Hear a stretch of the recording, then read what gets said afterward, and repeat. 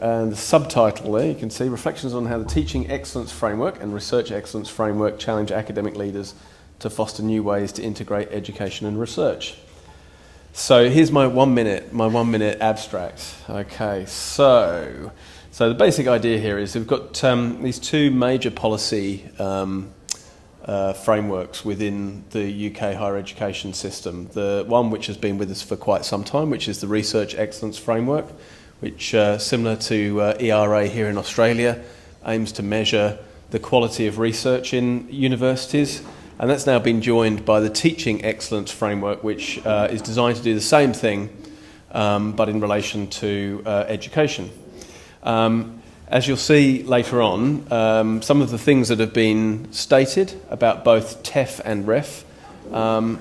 indicate that these policy frameworks actually create a really interesting space within which MELT and RSD inspired approaches to education can potentially fit. But the problem that we encounter, and the problem that I've encountered in my time as an academic using the RSD framework in particular,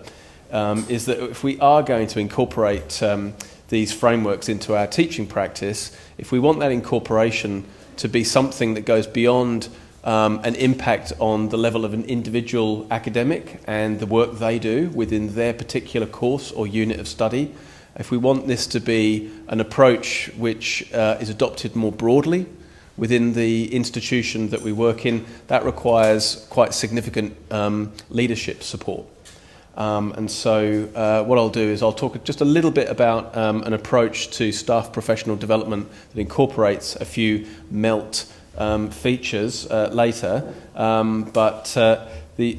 key thing here really is just to look at how the kinds of things that all of us here at this conference are incredibly enthusiastic about, the use of RSD and MELT style approaches to education, how we may need to give some further consideration to the way in which all of us attending this conference maybe work with people within our institutions who do have leadership responsibility to find ways that to encourage them and influence them to to adopt these types of approaches more broadly within the institution. So my 5-second abstract is, wasn't life a lot simpler when I only had myself to worry about? So the balance between research and education in the life of an academic is a kind of an ever-present tension. It's one of the things that I think creates a lot of anxiety, but it also creates a lot of creative energy within the academy. And so one of the things that we need to acknowledge is that the ever-present need to try and balance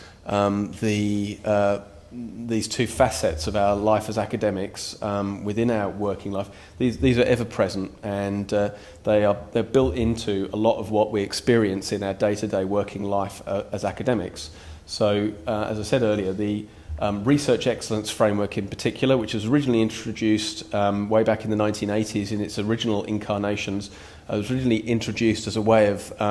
the government being able to allocate fairly as they possibly could the limited funds that were available to support research activity in UK universities. That's grown and developed over time to become something which is a bit of a behemoth in the industry, something which is an ever-present feature in the life of most UK academics, as ERA is here in Australia. That's now been joined by the Teaching Excellence Framework, partly in an effort to kind of rebalance the perception that there has been a move towards an emphasis on research within higher education to the detriment of academics' concern with the quality of teaching. And so the Teaching Excellence Framework, which was introduced in its full incarnation last year, is now equally looming large in the life of academics. The good thing, I think, from the point of view of those of us who are interested in the kind of things that we're exploring in this conference, is that when we look at the guidelines and we look at the policy documentation around the Teaching Excellence Framework, there are a lot of points within the documentation, within the policy guidelines, that actually indicates that there's a desire within this policy framework to elevate the quality of research-informed education within the UK university system. So this is one of the reasons why I describe this as a melting moment. Okay, there's a potential moment within this policy environment within which people who are interested in introducing MELT-style approaches to their work, who are interested in exploring the potential uses that can be made of the research skills development framework in their teaching and their students' learning, this is perhaps the time to do just that. Equally, if we look at what's happened in the last year with the Research Excellence Framework, where a major review was conducted of REF in preparation for the 2021 REF exercise, and Lord Nicholas Stern, who reported on REF,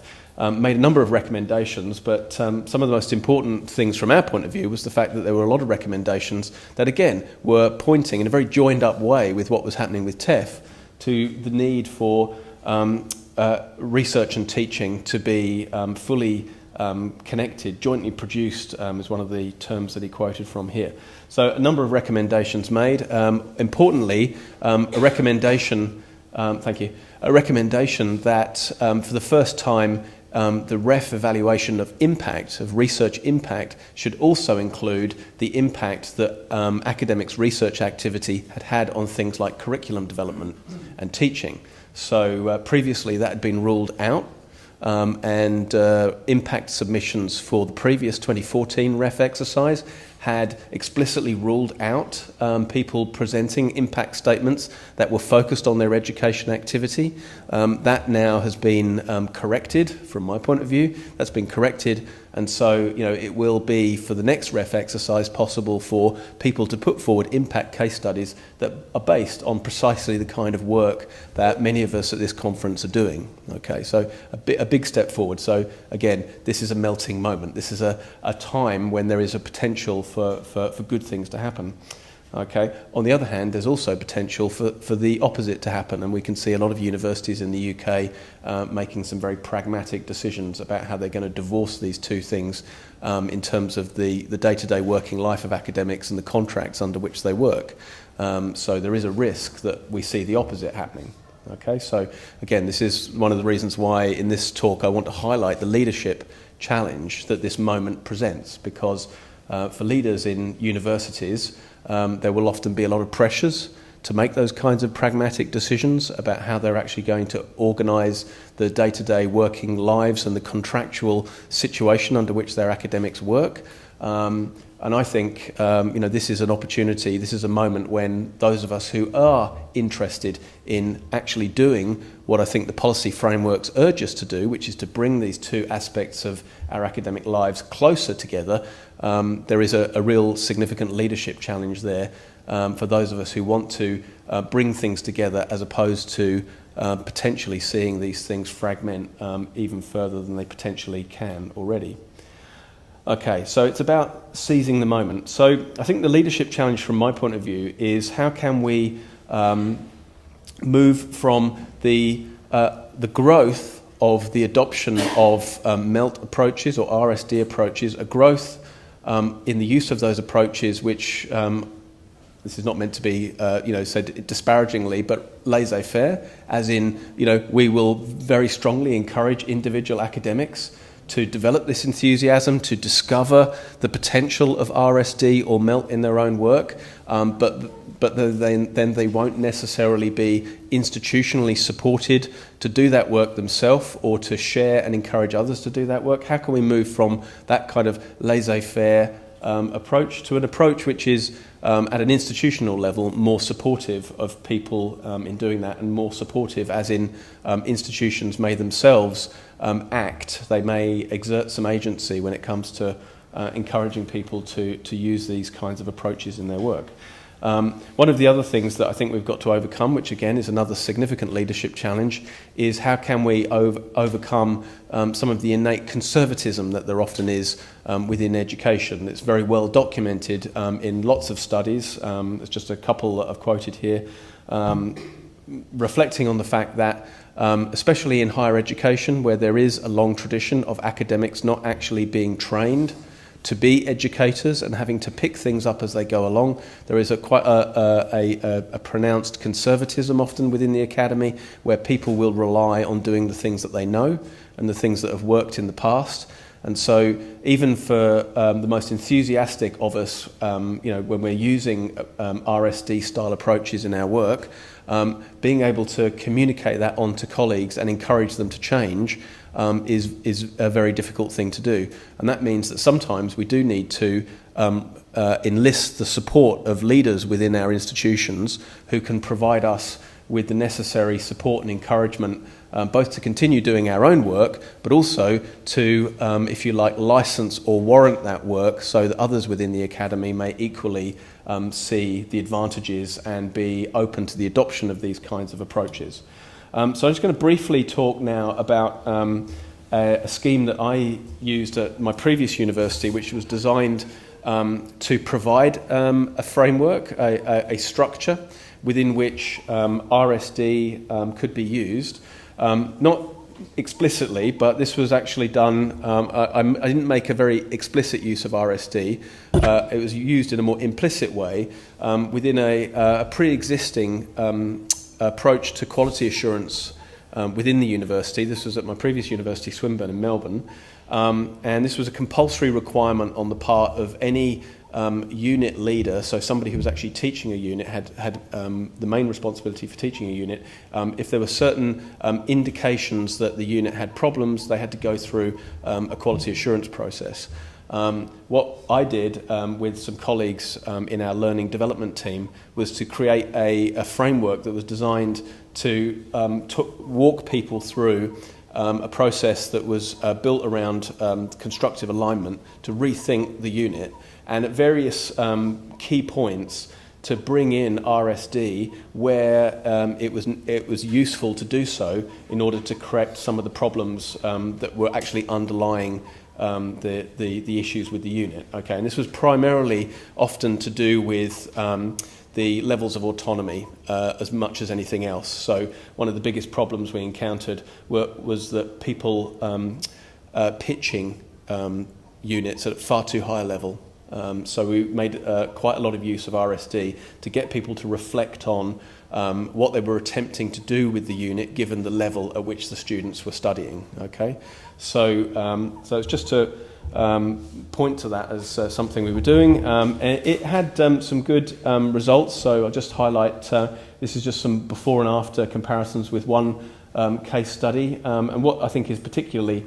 interesting here is that the person we were working with was primarily a researcher. 2015 was the first year that they'd ever actually been doing any teaching. It was the first year that they'd had any teaching responsibility. One of the things that was very interesting, despite the fact that this person was a researcher pure and simple, it was only through the PD exercise that we ran that they actually, I think, discovered, as you can see from some of these quotes, actually how to be a great research educator. So it just I just highlight this to point to an indicator of success. However, and this is really comes back to the sort of the nub of the presentation here, however, despite the fact that we set out specifically to engage in this as a research project as well as a professional development exercise,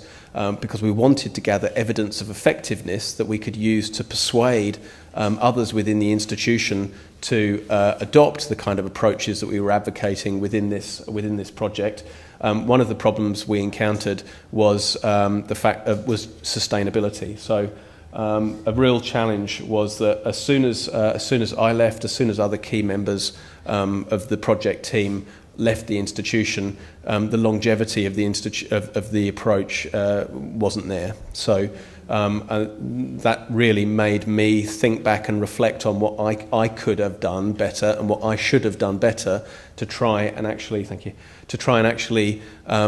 make this an approach which, if we felt that it was a useful approach and if we were gathering evidence of effectiveness, why was it not sustained? Why was it not continued within the institution? Why did it fall by the wayside once the enthusiastic advocates of it had left the institution? Why did it not continue? So it was a kind of a sense of frustration on my part that led me to want to make this presentation, just to really just throw out a question, and that really is maybe if we do want to grasp these kinds of melting moments, if we do want to grasp an opportunity that may be opening up within the particular context of higher education that we're working in at the moment, if the policy framework is right, how can we not just do good work on the level of ourselves as individuals, but how can we work to try and create an environment within which the sorts of approaches that we know to be beneficial from our own work are actually not just adopted enthusiastically for a moment, so this is not just a melting moment, but how can we actually turn this into a moment that lasts beyond the moment of an individual's enthusiasm, but something that actually becomes built into the way an institution works and thinks about the bringing together of research and education in the lives of its academics. Okay, so there we go, and I'm very happy to have questions. Thank you.